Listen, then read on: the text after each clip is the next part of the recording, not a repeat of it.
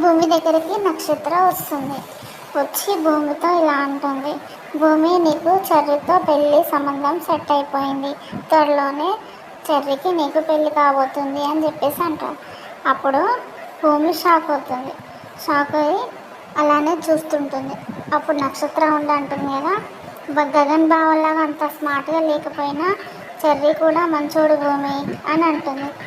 నక్షత్ర అంటుంది కదా, నీ మీద ఈగ కూడా వాళ్ళని ఏడవాడు.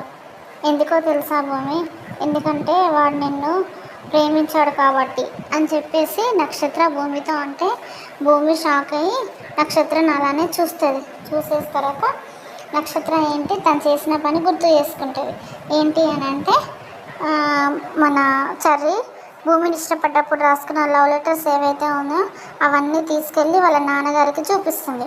చూపించినప్పుడు వాళ్ళ నాన్నగారు ఏం చేస్తాడు, శరత్చంద్ర గారు ఆ లెటర్స్ని అవి ఇవన్నీ చూస్తాడు. చూసి నా చెర్రీని పిలిచి అంటాడు కదా, నువ్వు భూమిని పెళ్లి చేసుకోవాలి అని చెప్పి గట్టిగా అంటాడు. గట్టిగా అన్నప్పుడు చెర్రీ చాలా బాధపడతాడు. ఇంకా నక్షత్ర ఉండి భూమి దగ్గర అంటుంది కదా, భూమి నువ్వు ఈ జన్మకి చెర్రీ బావతో సెటిల్ అయిపో, నేను గగన్ బావతో సెటిల్ అయిపోతాను అని సంతోషంగా అంటుంది.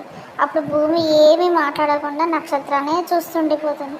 తర్వాత నక్షత్ర వెళ్ళిపోతూ అంటుంది కదా, నువ్వు చెర్రీ బావతో పెళ్లిపీటలు ఎక్కడానికి సిద్ధంగా ఉండు భూమి అని చెప్పి అక్కడి నుంచి వెళ్ళిపోతుంది. నెక్స్ట్ ఎపిసోడ్లో అసలు పెళ్ళి ఎవరితో జరుగుతుంది, ఎవరు ఎవరి మెడలో తాళి కడతారో చూద్దాం.